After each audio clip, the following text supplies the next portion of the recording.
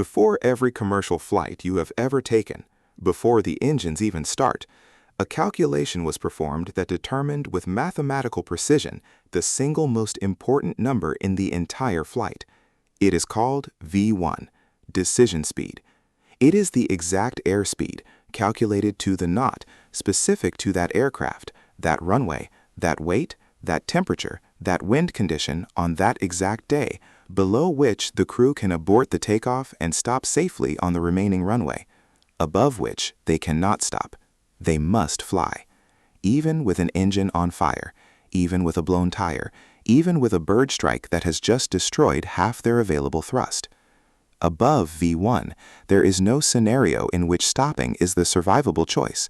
The aircraft will continue past the end of the runway at a speed too high to stop safely. This number, V1, is calculated before every single commercial flight, using a formula so precise that getting it wrong by a few knots on a specific runway, on a specific day, has caused some of the deadliest accidents in aviation history. And here is what almost no passenger has ever been told. The calculation is not simple. It depends on dozens of variables.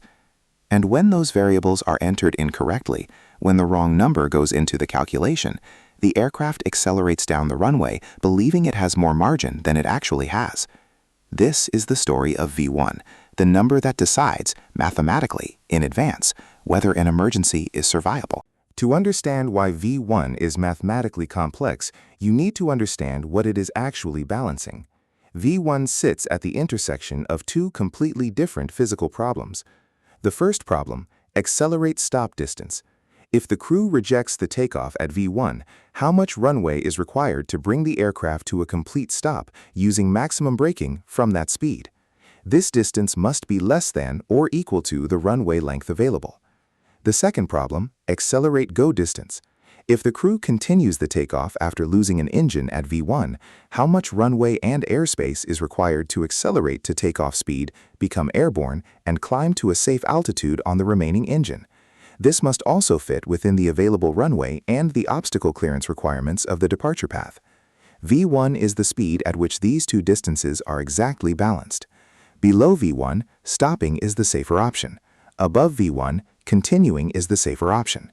The calculation requires inputs including aircraft weight, which changes every flight based on passengers, cargo, and fuel, runway length and surface condition, dry, wet, contaminated with standing water, slush, or ice, air temperature and pressure altitude, which affect both engine performance and aerodynamic lift, wind speed and direction, headwind improves performance, tailwind degrades it, runway slope, uphill or downhill grade affects acceleration and stopping distance, flap configuration, different flap settings change both stall speed and drag characteristics. Each of these variables changes the V1 calculation. A V1 speed calculated correctly for one set of conditions can be dangerously wrong for a different runway, a different day, or a different aircraft weight.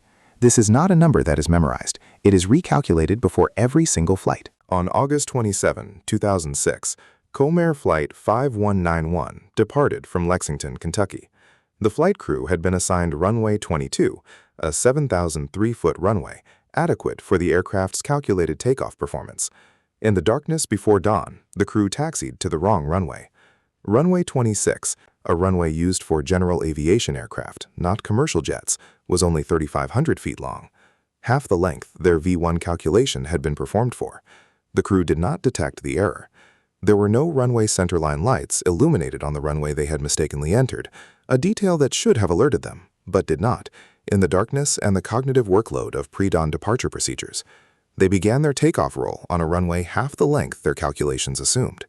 By the time the aircraft reached the speed that should have been V1 on the correct runway, they had already used the entire length of the runway they were actually on. There was no runway remaining to stop.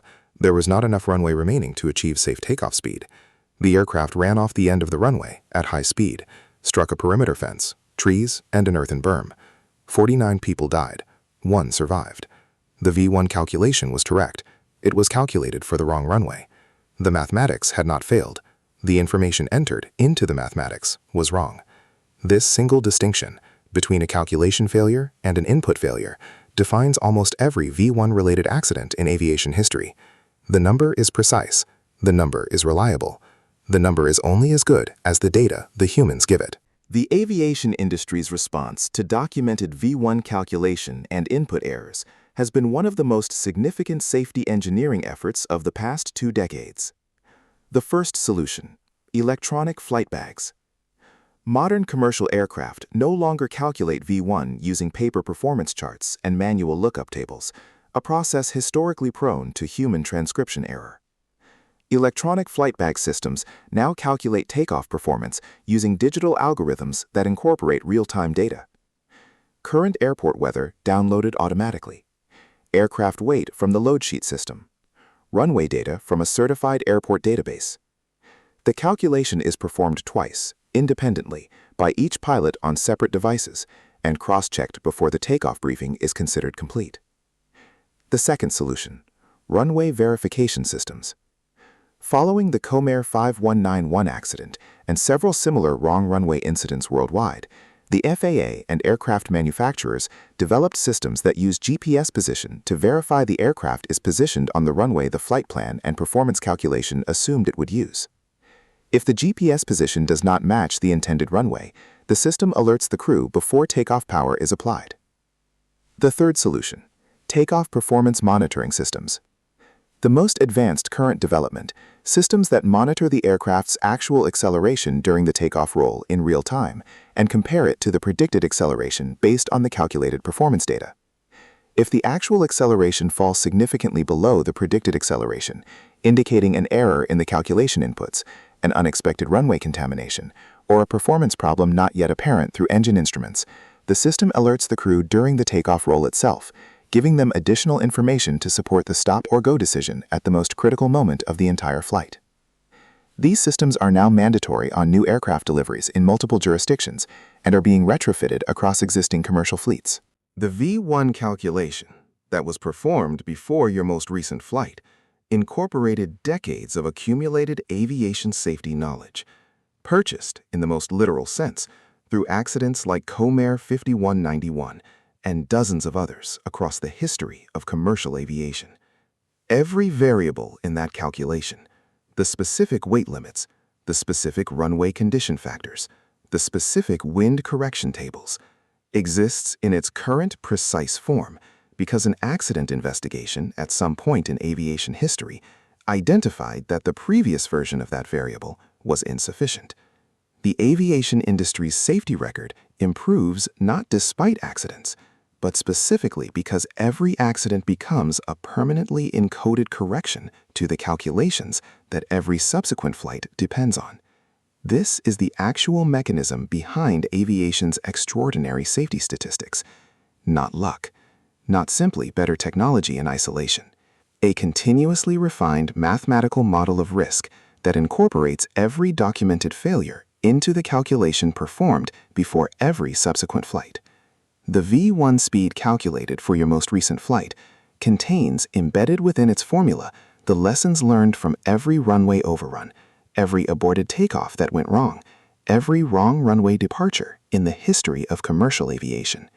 You never saw the calculation, you never knew the number, but it was there, precise, specific, and continuously improved. The single most consequential piece of mathematics performed before every flight you have ever taken. The system worked. It usually does. That is not an accident. It is the result of an industry that has spent a century turning every catastrophic failure into a permanent improvement to a number that most passengers will never know exists. Follow for more about the hidden calculations, decisions, and physics operating silently on every flight you take.